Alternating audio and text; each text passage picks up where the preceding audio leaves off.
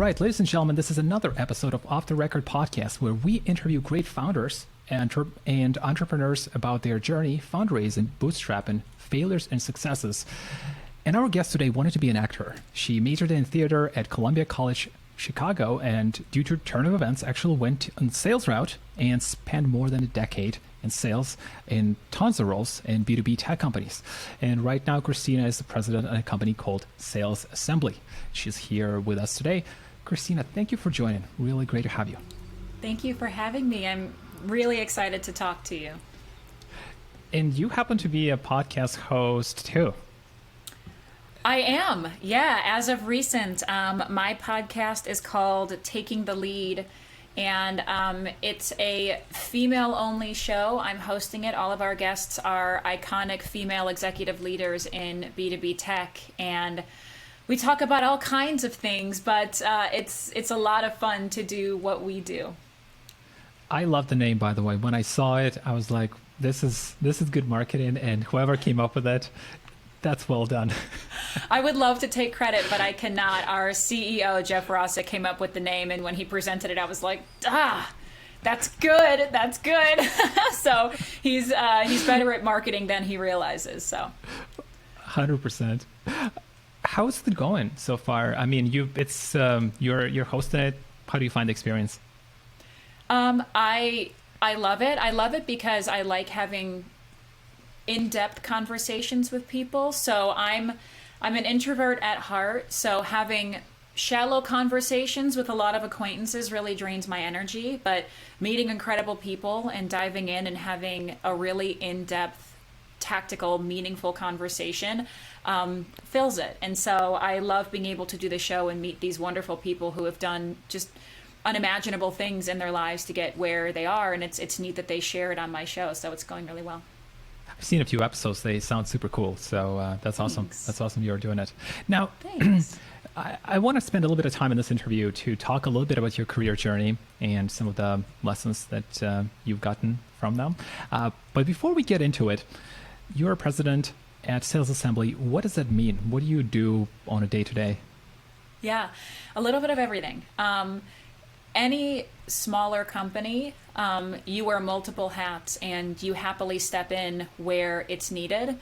So in the course of any day, I will record a podcast episode, or I'll work to build new programming, or I'll tweak our internal calendar, or have a one-on-one with one of our employees, or meet with a member and do strategy advisory. So I'm doing all kinds of things every day, which is what I love. It keeps me feeling busy and keeps things feeling fresh. But at a high level, my job is strategy, making sure that the product is stellar and always evolving to meet the needs of our members, which our members, to put it plainly, are any B2B tech SaaS company that are in any stage of scaling. And so I'm making sure that our product is stellar. I'm making sure to continue to innovate, keep my ear to the ground, and then also provide a lot of strategy, mentorship, and advisory to our members directly. So I'm president, but I very much play the role right now of like a product officer.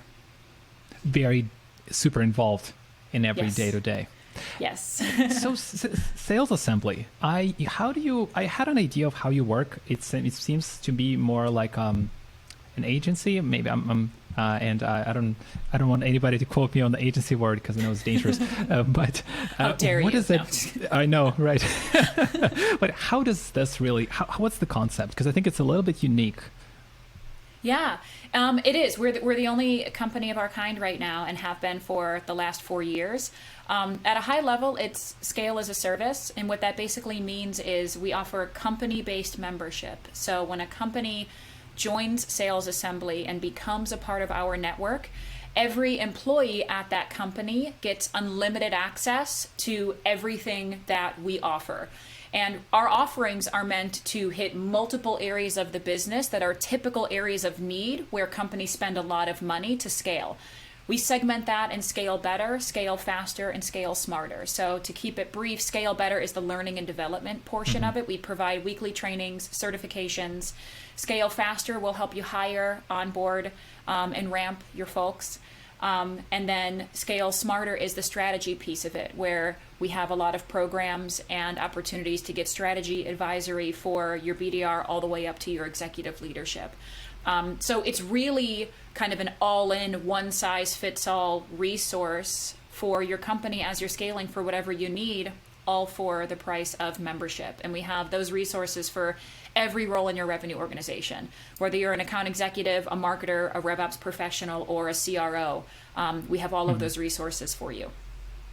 And who do you normally would work with, Christina? Like in terms of, I mean, obviously B2B, probably mostly, but in terms of the size, like would it be smaller or mid-sized or larger folks? So if you look at our membership base, it's mostly, like you said, B2B, a little bit of B2C in there as well, because a lot of the concepts are very, very similar, and it can be very, very useful for that as well. Our sweet spot is sort of that Series B, Series C type of company where they have enough people that they need the resources, but not necessarily the infrastructure and the budget to go and pay for what they typically cost outside of sales assembly. So we can just help them be more efficient by covering what they need at a fraction of what they would normally pay. But we have members who have 3 employees. We have members that have 5,000. And so think of it as like a buffet. We have some members who come to the buffet and they're like, I want a bit of everything. I'm getting the mac and cheese, the ice cream, the dinner rolls, let's hit it. And then we have other members that are like, we come solely for the artichoke dip. That's it. That's all we're eating, but we're happy with it. So it's really, we have all the resources, use what you need right now. I love that analogy. You said something important, I think, or unique, where you said very few other folks do the same thing. Yeah. And why is that? It's not that what we're doing is revolutionary. Like we don't see ourselves as like this incredible thing that nobody else thought of, mainly because we don't want to be egotistical about it. But a lot of companies hone in and focus on one of what we offer and put all of their resources there. But when Matt Green and Jeff Russett founded the company 4 years ago, their main thought was companies spend a lot of time and a lot of money on all of these individual facets of having to scale their business. And when you're spending 6 figures on what you need to support yourself as you grow, you're actually also inhibiting your growth, and you can't hire and you can't invest in proper tooling. Our goal is to be a massive industry disruptor and to completely revolutionize the way that companies scale. How they do it is the same that you see. It's training, it's advisory, it's certifications, it's strategy, it's connectivity and network. It's the same way that it's always been done, but never all in one. And then where we price it as well, we have kept it deliberately very, very low again, because we want to disrupt that. And the money that you save by working with us, you can actually go invest in scaling your company. You can actually go hire and buy tooling. So we're here to shake things up.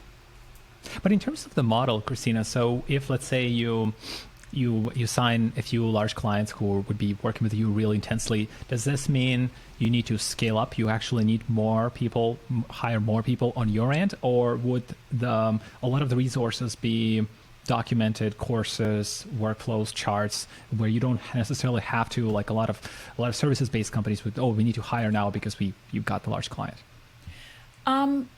We would not have to hire based on getting a large client. We've been hiring, so our team has more than doubled in the last year.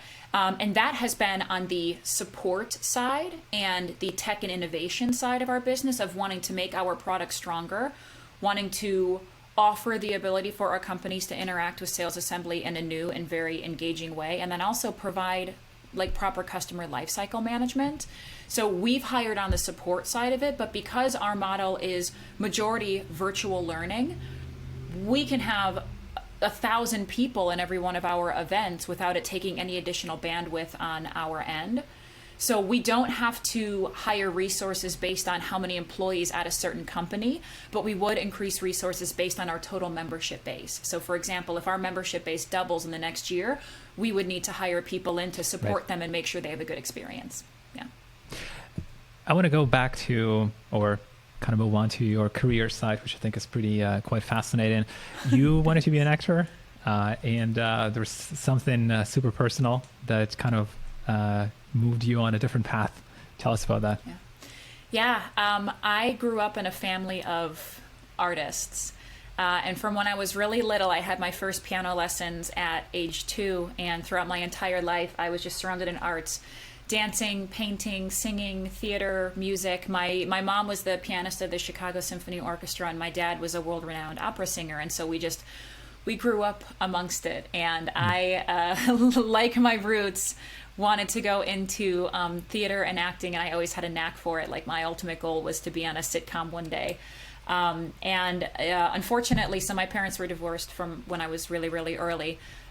When I was really, really young. And when I was 20, my mom passed away from breast cancer. And then when I was 21, my dad passed away from alcoholism-induced liver failure. And so me and my two sisters were sort of left on our own. We lost our home that we grew up in. I spent about 6 months homeless, living on people's couches while trying to get through school and pay for it on my own. My younger sister was only 16. And at that time, I realized this is not the time for me to go and live out my dream. This is the time for me to get back on my feet and be able to support myself and help my sister get through college and do kind of the hard things that you don't want to have to think about. And I needed to make a lot of money. I had to pay for school. I didn't want to be in a large amount of debt. And I didn't know what to do. And at that time, I was being heavily recruited, like every college graduate in 2007, 2008 during the recession, to sell insurance. And so they hit me up and they said, hey, this is great because you can come work for us and we will not pay you a base salary. And there is absolutely no guaranteed income. But if you take all of these tests, you can work for 80 hours a week and make a lot of money. And in my mind, I'm like, that sold. I don't know, like why anybody does that. But I did. And what I learned was as an artist and a performer, I was good at sales. I think those two are so synonymous with each other. I recommend every salesperson or leader take an acting course or an improv class because it just makes you better at what you do. I was good at sales and I liked doing it. Did not like selling insurance. So that's kind of what got me on my path to sales. And then when the dust settled, I realized, holy cow, I love this. And so now I just, I make my family laugh, and that's the extent of my theater acting now. That's a pretty insane story. I think it's probably one of the craziest ones we had on this show. That's for sure. Have you ever thought of kind of going back and doing something, or it's a little bit more kind of a little late? I've thought a lot about if I were to go back and do something, what would I do? What's amazing about the work that I do now is I'm able to kind of tickle that itch, like by leading my podcast and having opportunities like this. I love doing public speaking and motivational speaking. One thing that I do is use my story to talk to people about perseverance and how to be the best versions of themselves. And I talk to people about how it's okay to be down. Like, I will help you to learn how to bend instead of break. And so I'm able to use my experience in a very public way and use my training to be at least somewhat natural when I'm talking to people. So I feel like I get to use it now as, somebody in my mid 30s and a mom. I don't know that it's the same itch to go and, be a movie star or be a sitcom star. Like, that being said, if anyone listening wants to pay me to come be in your movie, I would be happy to. But these days, these are the kinds of things that I do to sort of fulfill that itch of just putting myself out in the world. Yeah, that totally makes sense. And it's a tough journey. And I actually read about your openness and willingness to help people on your LinkedIn. I've seen a lot of people actually talking about how you worked with them, like some of the what people were sharing about your work. What do you normally tell people in terms of like perseverance? Like, what do they need to know about that, or anything that they need to keep in mind? In terms of perseverance, it looks different based on where you are. Perseverance sometimes means make it to the next minute. Make it to the next hour. Find some way to take baby steps and do that as long as you need to until you can go a little bit longer. And perseverance also doesn't mean you slap a smile on your face and say everything is okay. Other people have it so much worse, and convincing yourself that your pain isn't valid. You can't recover from pain if you don't acknowledge it. If you have a bullet wound that is bleeding, it doesn't go away by ignoring it and saying, just smile through it. And so often, pain that we go through does feel like that. So the first thing is address the wound. feel what you need to feel, lean on people and support them, and do that as long as you need to until you're really ready to move on. And so many people feel like they can't feel their real feelings when they're going through something hard. And it's a detriment to the recovery.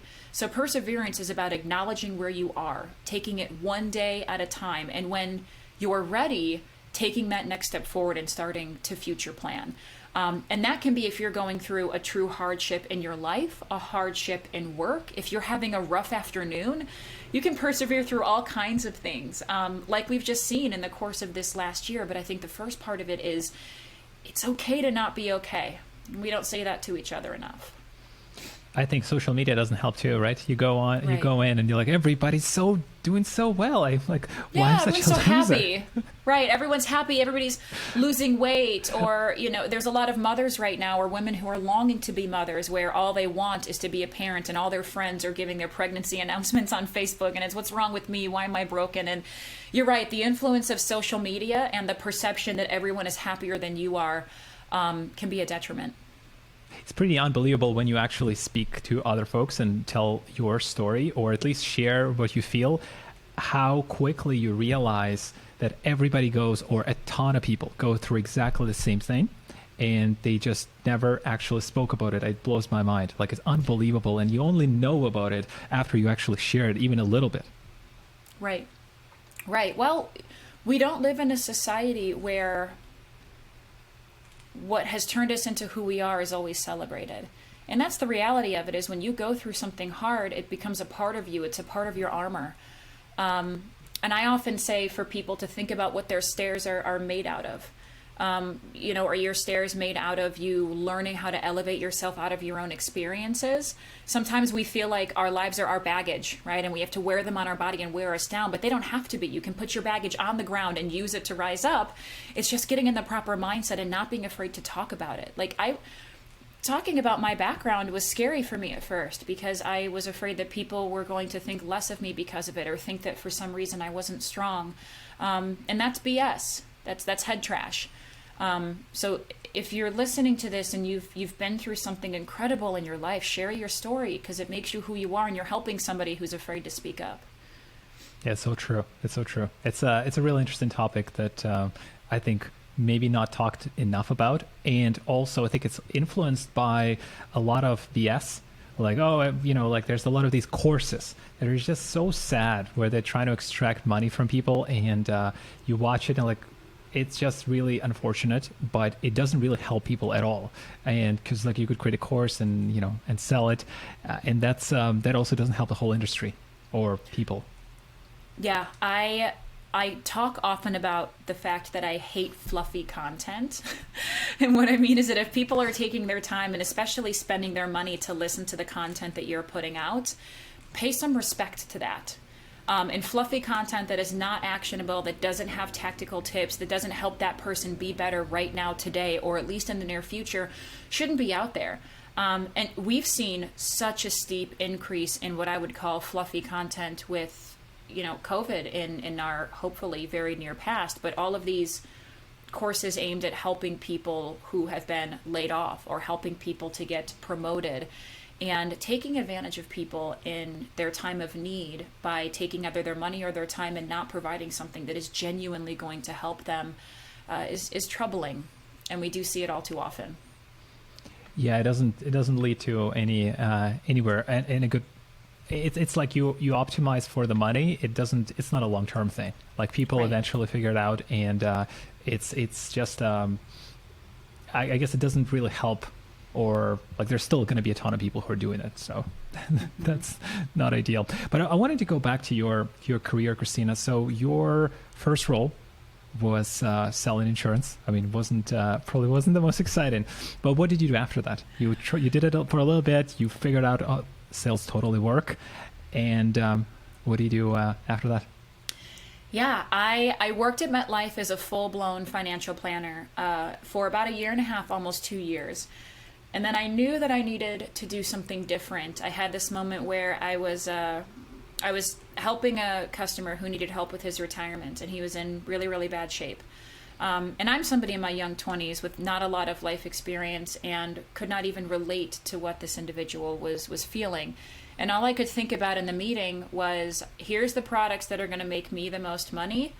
And they weren't always the same ones that were going to help him to do what he needed to do. And that moment of morality, of choosing between my own bottom line and what's going to help this individual to be able to retire and support his family, I never wanted to be in that position again. And I never wanted to feel like I was doing something that was only one way servicing. So it was actually a couple days after that meeting that I quit without having another job. I couldn't do it. I don't know that I would quit again like that. I would probably at least have a couple planes in the air, but I was young and impulsive, and I was like, I can't do it. It doesn't feel good. So I spent a little bit of time bartending, and then my boyfriend at the time, now my husband, had a friend who worked at Groupon, who was this, the cool new startup in Chicago, and he's like, you should check them out. So I had an interview to be an account executive and launch a market at Groupon way early before they went public, and you were there in 2012, right? Like super. Yeah, 2011, 2012, yeah.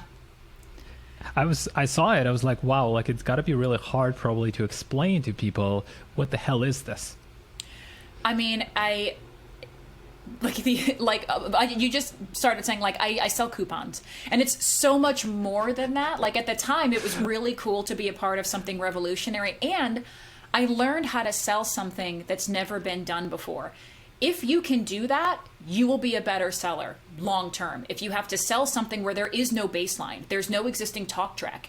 You can't say we're like so-and-so or we are like so-and-so. You truly have to sell something that no one's heard of before. That's where I got my sales chops. But man, those Groupon early days, they were fun. They were wild. I remember my first day I got handed a packet. It was like this. I mean, it was like it shook the wall when they dropped it in front of me, and they were like, here's your scripts and everything you need to know. And I was like, what? Are you kidding me? Yeah, because it was like everyone's just flying by the seat of their pants, like we're going to figure this thing out. But if I hadn't had that experience, I don't think I would be where I am. Like that figured outness started there. Well, we can't move on possibly from this point because we need to ask you, how do you sell something that you don't have that doesn't exist? No analogies. Yeah. The first thing you have to do is you have to first put yourself in the position of the user and figure out what you would want to know if you had the product in your hand. So don't think about selling the product to somebody. In fact, when you're selling things, never think about how do I sell this to you? Instead, I'm the user. This is in my hand. And in this case, the user would be the companies who are working with Groupon, as they call them, the merchants. So, their customer, Groupon has two customers, the business owners and then the person who's actually using the Groupon. Yeah. But you picture yourself in both, right? So I'm a merchant, and what would I need to know about this to understand it, to feel good about buying it? And then put yourself in the position of the customer. What would I need to know to feel good about buying it? What questions would I have if somebody just threw this on my desk? And you write all of those down. And when you write all of those down, you also then don't think about selling something. You think about telling a story. The best salespeople are storytellers. Andrew Sykes, the CEO of Habits at Work, is somebody who talks about this a lot, but the idea of storytelling in sales. And so when you're selling anything, especially something that's never been done, start by putting yourself in the shoes of the buyer and then back into your sales process from there.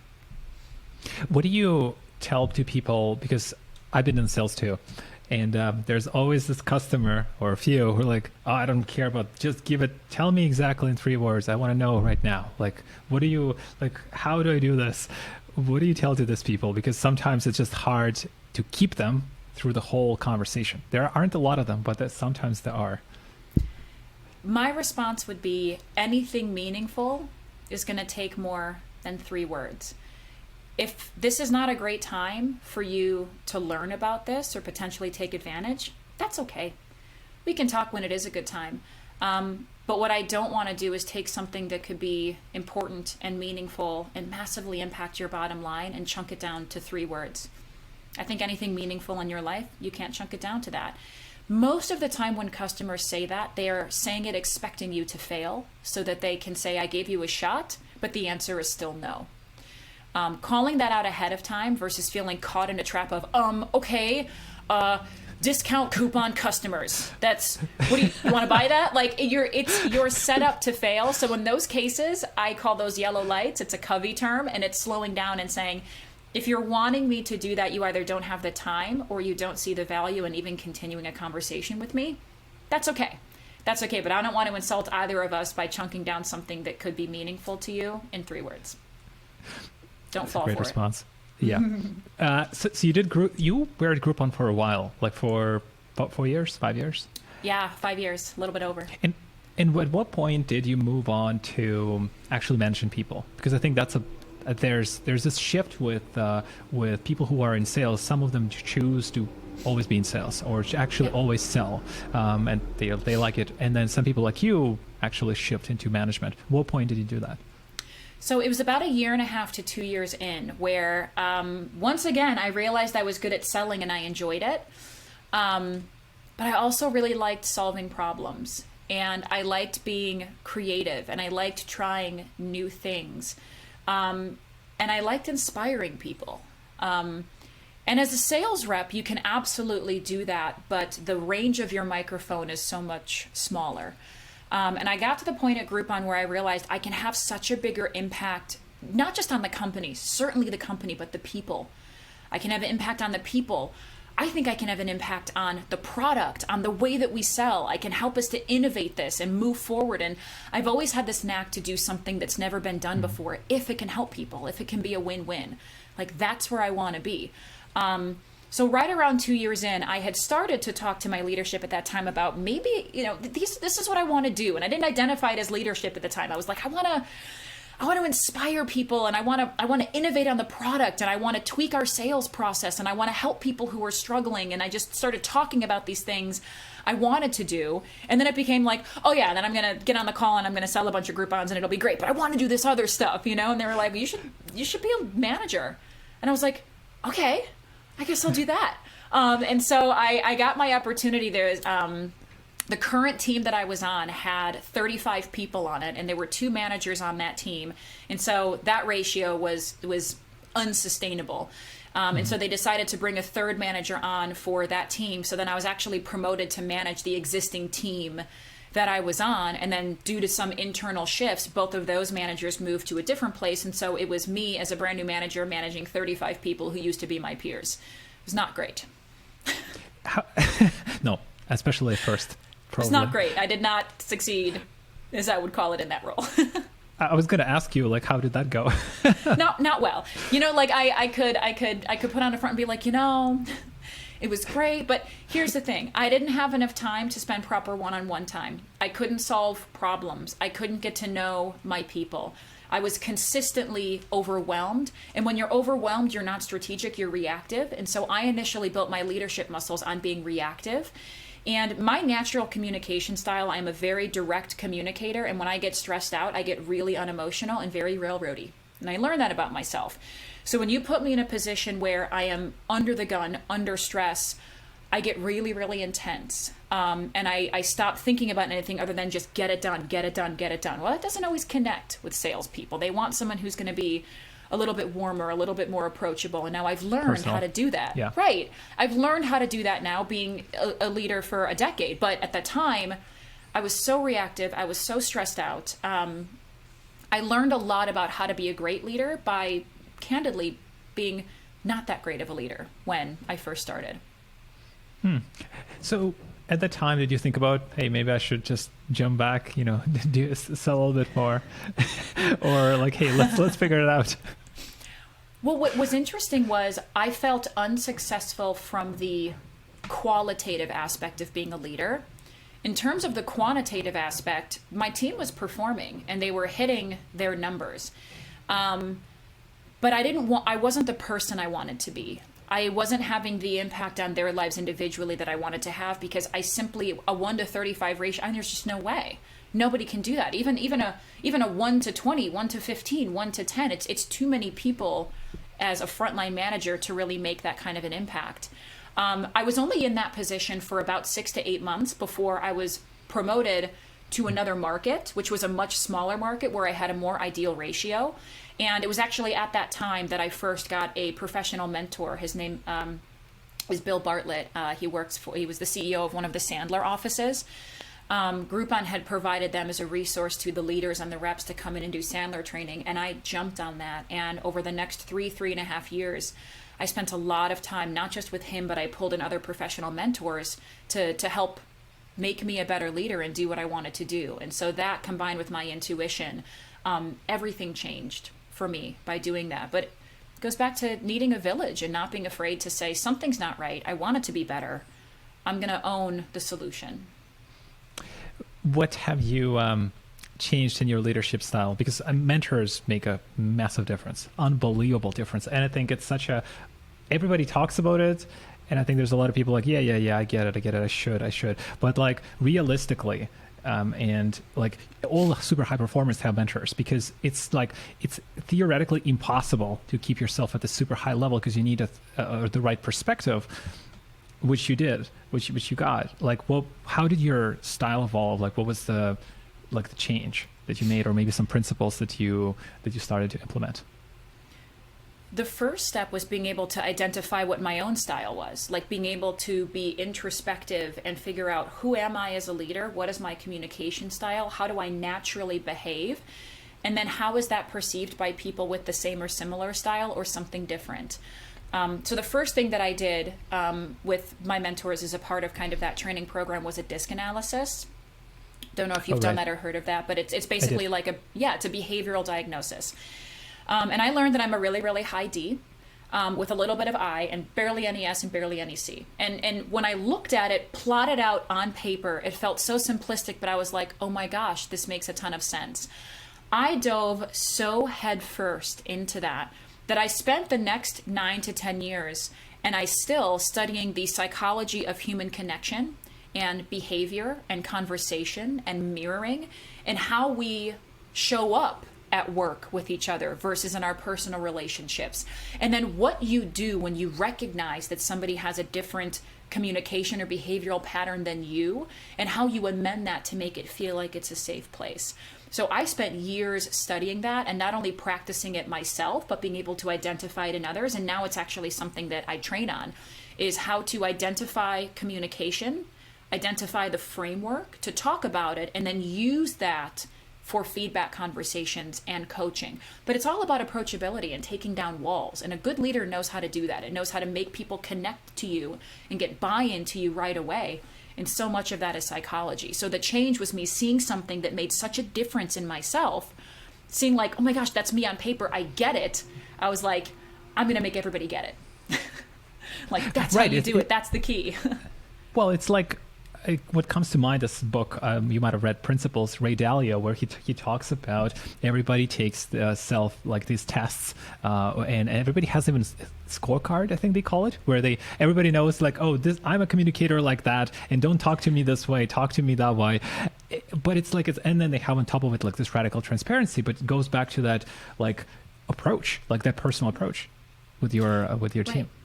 Right. And as a leader, it's your job to train on how to make yourself comfortable, approachable, and effective with your people. So as a leader, it's never, well, here's how I need people to associate with me, and here's the best way to get through to me. It's recognizing, here's my style, here's how I behave, here's how I communicate, here's how I think, right? It comes down to that.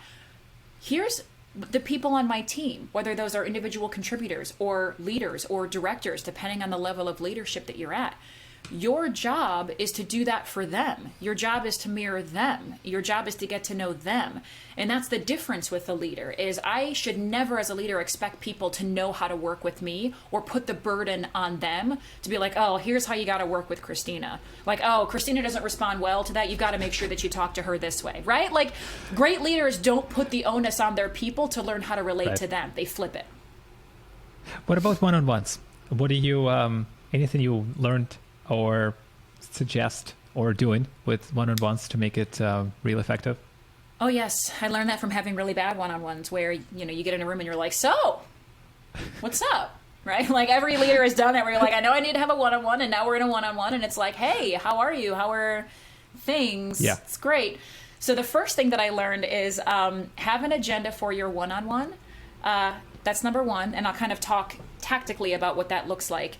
And then number two, One-on-ones are not the meetings that you can move loosey-goosey. Like what a lot of leaders do is they have their one-on-ones on their calendar, but if something else comes up, they move or cancel the one-on-ones first. And what you're telling your people, so much, and you're telling your people you're not important enough for me to not bump you somewhere else. Whatever else is coming in is more important than you. And that may not be what you think, but perception is everything. So look at your one-on-ones like unless something crazy happens, you don't move that one-on-one. I also look at this like it is my direct reports' time with me.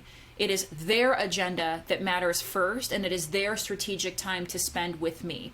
What that means is don't sit down in every one-on-one and just talk about your reps' pipelines or your CSM's NPS scores or CTA trigger action times. Like don't sit down and just talk about metrics with them. That's not an effective one-on-one. If you need to sit and talk to your people weekly about their pipeline or their big deals, find another time to do that is separate from your one-on-one time, which should be focused on getting to know them. It should be focused on what they want to do with their career. It should be focused on the skills and behaviors they need to improve in order to move on to the next level. That's what your one-on-one should be focused on. And then also should be focused on, are there any fires we need to be aware of? Like, is there anything that I need to know? Not sitting and saying, what's going on with this deal? What's going on with that deal? What's going on with that customer? Like that is not an effective use of traditional one-on-one time. And what I recommend you do tactically is have even a Google Doc that is shared with you and that individual, and each of you have it open throughout the course of the week. And as things come up that you want to address in one-on-one, add them in the Google Doc. And I used to get down to my one-on-ones, whether I was managing reps, whether I was managing other managers, and say, all right, it's your time. Let's pop open the agenda. You go first. We'll get through everything you need to get through. And then my stuff comes second. And if I don't get to my stuff, I'll shoot you an email after. And we go through their agenda items. And it can be as loose as that. It also doesn't have to be super structured, but make it meaningful. And it's an employee's job or your team's job to come up with an agenda first. It's like they drive the conversation, or they should. Right. Because that's also career development. That happens a lot too. To your point, is you get in a one-on-one and then you're with your rep and you're like, okay, so what's going on? And they're like, I don't know. You're like, well, this is your time with me. You tell me, like, this is your time. I also would tell, like, the people reporting to me, if you need to cancel or move your one-on-one, you are free to. I won't, but you can, because it's your time. And if you realize, hey, this time, like, it's going to be more important and meaningful for me to have this customer conversation or go do this over here, you never have to feel bad emailing me and say, like, hey, I have to bump our one-on-one time. I assume it's for a good reason. But it doesn't work the other way around. When it works the other way around, they feel like they're unimportant. But yes, as an individual contributor or manager, if you're going into a one-on-one with your boss, that's your time. That's your time with them. You should own that time and show them that you can drive. I'm going to go back to Groupon, or just touch on Groupon. So you've been there. You improved a lot on the leadership. And then you jump into Glassdoor. What was Glassdoor like? Glassdoor is amazing. They still are. They will always have a really incredible piece of my heart. So the last couple of months at Groupon, I was leading a pilot team there. And so it was kind of a startup within a startup. And I, in no way, shape, or form, was looking or thinking about leaving. I was like all in on what I was doing. And a couple people I had managed previously worked at Glassdoor, and they called me and they said they're opening a Chicago office. They're looking for someone to come in and build the office. And I thought, well, that's kind of cool. Like I've been at Groupon for a long time. I'm really comfortable. And I initially turned it down. So they contacted me in like July or August that like this was coming next year. And I was like, I just got into this new gig. I'm running a pilot team. Like, I'm loving what I'm doing. Thank you for thinking of me, but I'm good where I am. And then they called me back in November and they were like, are you sure? Because we really want to talk to you and you should at least talk. And I was like, all right, I'll take the call. And I did. And I fell in love with the opportunity, and I realized how rare it was. And when is the next time I'm going to get a chance to build an office from scratch? And the leadership there was absolutely incredible. The CEO at the time, Robert Holman, and Kate Allering, who was the CRO, and just my leaders who were there, I was like, these are people I want to work with and a culture I want to be a part of. And I was like, I feel like I can grow here. So I slaved over the decision to leave, but then I did. And I left. Was it a similar, Christina, was it a similar role, managing the team, driving everything from scratch effectively in the new office? Yeah, it was very similar. It was a little bit more because at that I felt like I was straddling because I had to manage my individual team. So I joined Glassdoor as a frontline manager, and my job was to grow kind of the growth team there. But then I also was one of the only leaders in the office. So then I had to participate in hiring for all of the different departments. I had to step in and wear multiple hats. Like one day I'm a sales leader and in facilities. The next day I feel like I'm doing HR work. I was sitting at the front desk sometimes. I was helping the new business reps. Like I feel like, I was one of the only leaders in the Chicago office, and I was kind of home ground there. And so I wound up having to do a lot of work that was outside of just my day-to-day kind of what I'm being paid to do, which was what I signed up for, and honestly kind of prepared me for the role I'm in now. And then I wound up moving from being an individual contributor, or from being a frontline manager at Glassdoor, to being a head of sales for the growth team.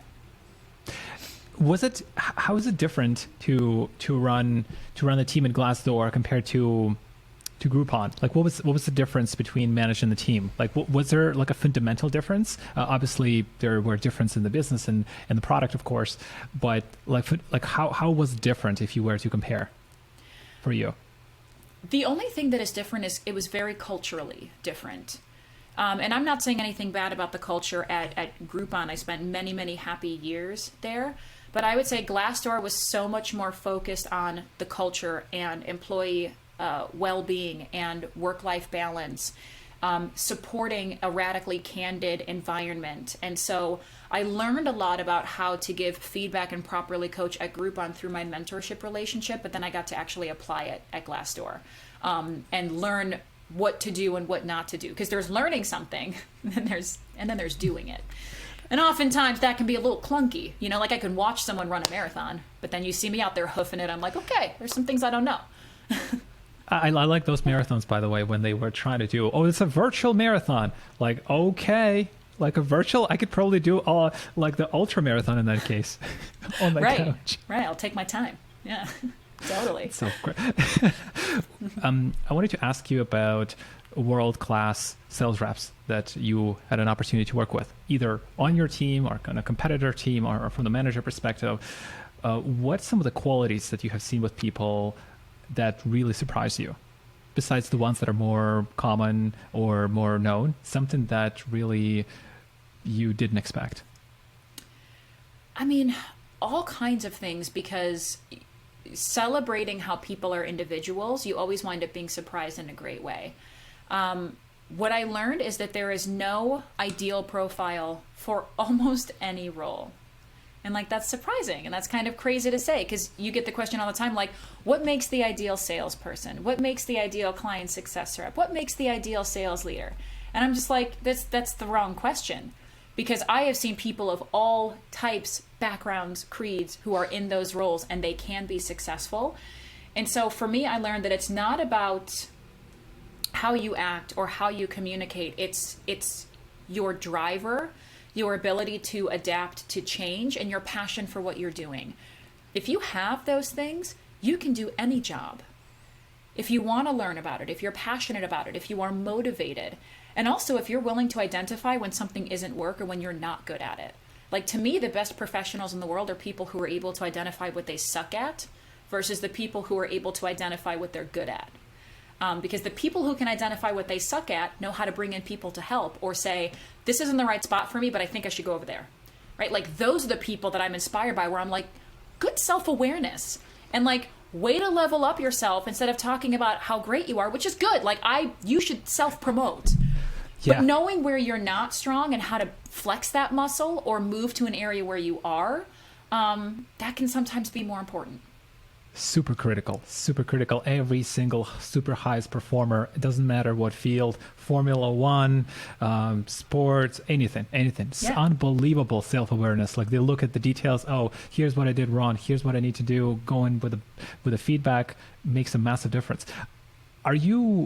I know there's different camps. One camp is like, oh, I need to double down on my strength. Some people are like, well, sure, double down on your strength, but bring up your weaknesses too. Where do you stand on that? What do you need to be good in your role today? If your weakness doesn't impact the way that you're performing in your role, then double down on your strength. If where you have gaps or areas that need improvement are stopping you from either hitting your targets today or getting where you want to go, then focus on those. So it depends, because every single human being has strengths and has weaknesses. And if you're focusing on one or the other without determining what's important right now or important for where you got to go, then you're going to be a little bit misguided. So the first thing you have to know, outside of where am I strong and where am I weak, is what am I doing today? And what are the expectations of somebody in this seat? And what skills are needed and behaviors are needed to be successful? And now, which of those do I feel like I'm really, really great at and can continue doing? And which of those do I need work on? And how do I prioritize based on how they're impacting my bottom line? And then the second piece of it is, now when I look at advancement, right? You look at the idea of mastery of current role versus when you're ready for advancement. When you've hit mastery of current role, maybe some of your weaknesses weren't stopping you from doing the job. But now you want to go into leadership, and now maybe you realize, okay, those weaknesses that I had that didn't really impact me, now I'm looking at advancement and, oh shoot, I better get a lot better at this before I move into the next role. So they'll creep up on you, but focus on them when it's important to focus on them. Last question, Christina, and then we're pretty much moving close to the wrap here. What would you tell your 25-year-old self? Buckle up.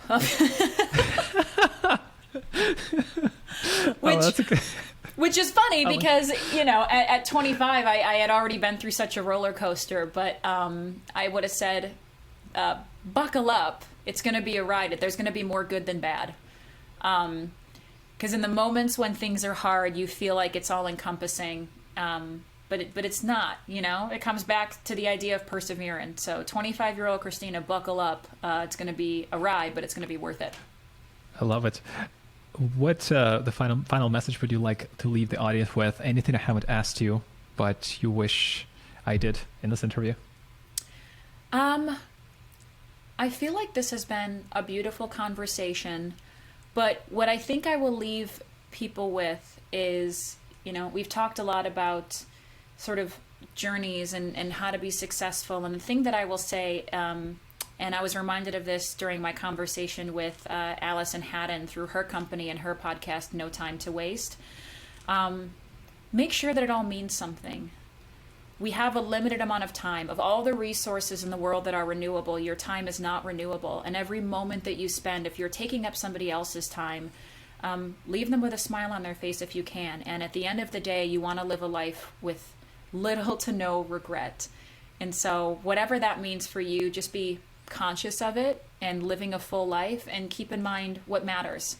And it's okay if that answer changes. Sometimes it does. And don't forget to buckle up. And buckle up. If you're doing something meaningful. Buckle up for safety. Well, Christina, this was super fun. Thank you so much for coming on the show. You're welcome. Thank you for having me. This is a great conversation. All right, guys, another episode of Off the Record podcast. Hope you enjoyed this one. We will be coming with more cool founders and leaders for you soon. And we'll see you in the next one.